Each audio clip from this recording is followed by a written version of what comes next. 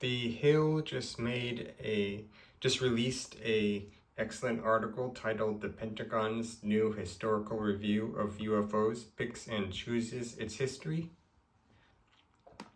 It's a very good article about the very misleading latest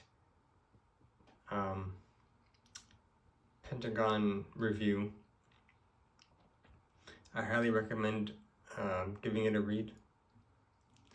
The main reason another reason I'm making this video is there's mention of back in the 50s,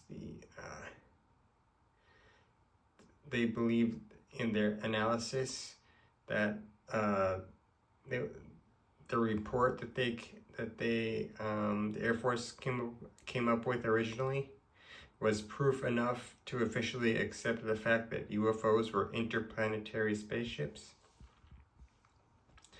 And some more, those interplanetary spaceships were actually life on Venus and Mars and Saturn. That was all disinformation by the Omegans. The evil Omegans would imprint the contactees of Adamski and Menger, so they would have false memories and believe they came from Venus, but actually the Confederation came from other planets outside of our solar system. Here you can see in the spurious contacts info on Brother Bob's excellent Terracore file site, we can see that it says the Omegan their contacts that they also influenced Brother Bob back in the 60s to believe they came from Venus through imprinting. And it states on the spurious contacts info page from the excellent Terracore file site, it says the reports included in this section represent contacts at the Corinthians who are working with me. Brother Bob is who wrote this. On compiling these files have determined to be partly or wholly the result of the Omegan disinformation program that was mentioned in the notes file.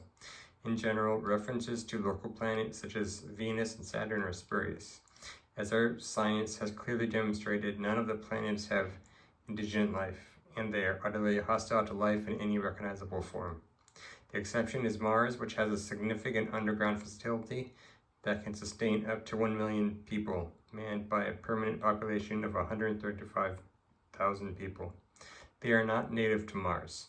The facility is primarily for scientific research and Confederation conferences.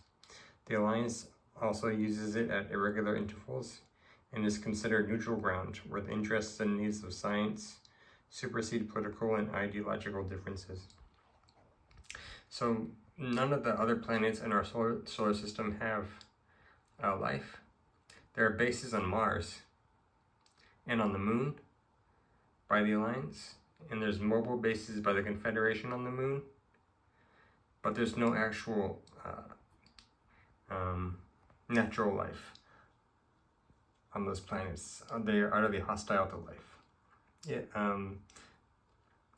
No indigent life or indigent life. Okay, well, I thought that would have been an interesting point to make.